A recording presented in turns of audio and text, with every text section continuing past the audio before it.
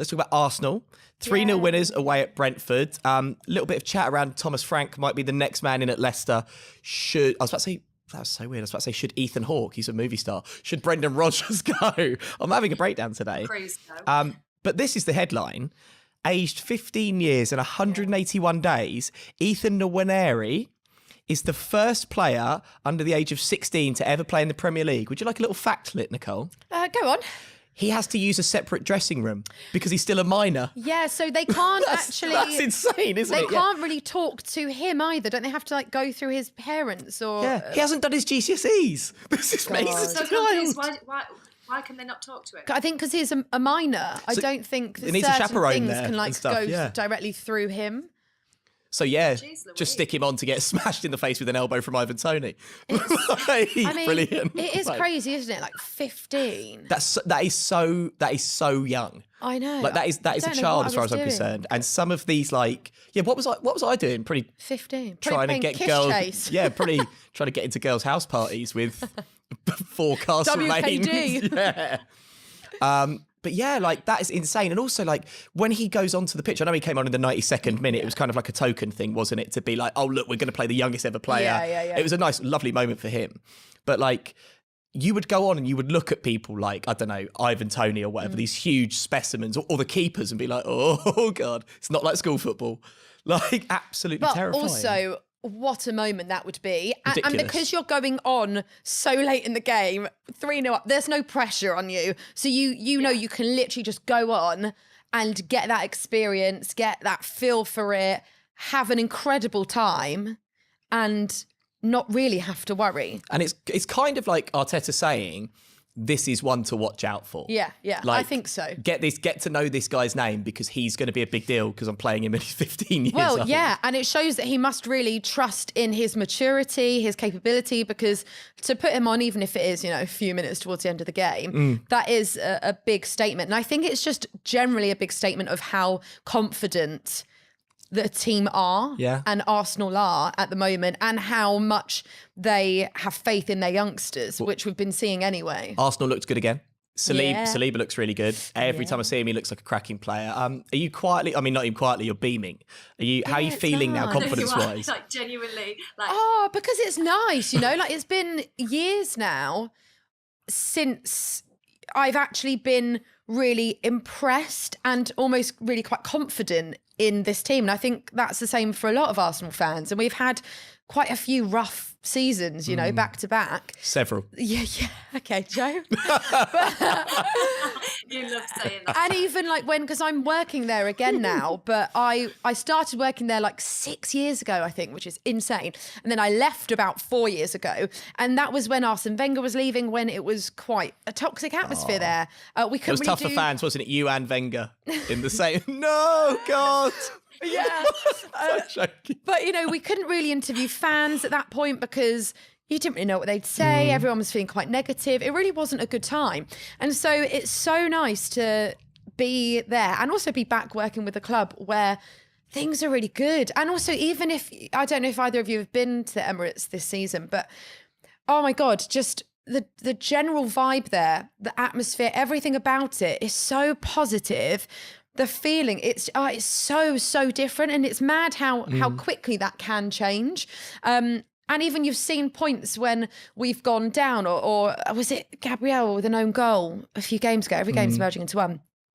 But the fans are still getting behind the team, and it's very much like it's okay, don't worry, we're behind you. We know you can do this, you can bring it back. And I think that faith and that belief has really, really changed this season. And it's just really nice to be part of that. Is that a style of football thing though? Because Spurs are only a point behind Arsenal. Yeah. But when Tottenham start to play badly and lose, fans get a little bit antsy and anxious and whatever. And I think it's because people don't love the style of... But I don't mind it. It's not like Mourinho football. But people don't love the style of play, whereas Arteta's playing good, fun, slick football. So you sort of go, okay, well, we can live with it. Yeah, I think that's what it is I remember New Year's Day, I went to Arsenal at home against Man City. Was it New Year's Day? Yeah, pretty sure it was. And we ended up losing. That was so unfair. We ended up losing anyway. But we played really well. And I remember that game being really frustrating. And we've had a few moments like that where you go, the result didn't go our way, but I can be quite happy in how we played. And I think now we're getting that combination where the results are starting to come through, but then you're actually also enjoying watching your team play football. And when you're getting both, that's really quite nice as a football fan, isn't it? Because that's what you want to see. Because there is that whole thing of, if you're getting the results, who cares how they're playing if they're winning and they're getting the points on the table. But when you're seeing really good football and that they're enjoying it, and Gabriel Jesus, praise the Lord, honestly. so good. And at the new signings, I feel like we've recruited well. Like just everything about it right now is just quite a joy to be watching and be a part of. And actually we go into games and I feel quite confident. And I feel like it's been quite a few years since I've felt that way. So do you feel confident about the next Premier League fixture? That's the North London derby, isn't it, Very Joe? much is the North London derby. Very much good. Like even as a Tottenham fan, it's very much like Mikel Arteta. Mikel Arteta. He's very much like the bright young thing playing attractive football against sort of evil old Antonio Conte. It is very much good versus evil, and I for one am happy to be on the evil side. Yeah, you know what? I can't say I'm ever going to feel really confident going into North London derby, and I think you'd probably feel the same. There's always such like heightened emotions around that, and like you're saying, Spurs are doing well, regardless of what you might think of their style of football. They're doing well. They're getting those points. So I don't know. I wouldn't be surprised either way, but I'm definitely feeling the most confident going into it than I have done in a long time. And I think the likes of Jesus would be gagging to get a goal in the North London derby. And what's your thoughts on Arteta? You know what? Did you guys watch the Amazon Prime? I can't bring myself to watch it. I'm so sorry. I just can't. Oh, you know what? It's funny because I don't know if you've seen any scenes from it or memes or anything where these team talks, they're hilarious. I mean, they're not meant to be hilarious. It's meant to be very serious, but he always gets this drawing board out, like teachers used to do at school. And he's doing these drawings and they're really, really quite bad. He's not an artist. And it'll be like this and it'll be like this. What, stickmen? So just like, literally, here's Odegaard, here's Saka. This is us. We are. And it's like this really passionate team talk. And I'm like, and he screams so much and loses his voice and anyway, but you see it all, and some of it I'm a bit like, this feels a bit theatrical. But is anyone pissing themselves? No, they're all really straight faced. But I'm thinking if that's me, I would be like in hysterics. I'd be shaking with laughter.